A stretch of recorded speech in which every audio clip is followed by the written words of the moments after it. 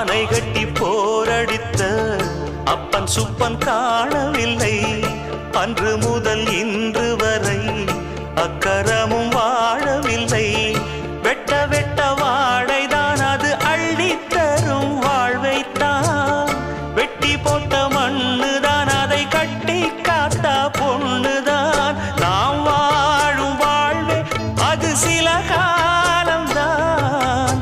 உறவோடு வாழ்ந்தா அது பூக்கோலம்தான்.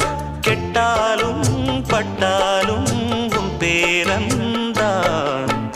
என்னடி ஞான பெண்ணே, உண்மை சொல்லடி ஞான பெண்ணே.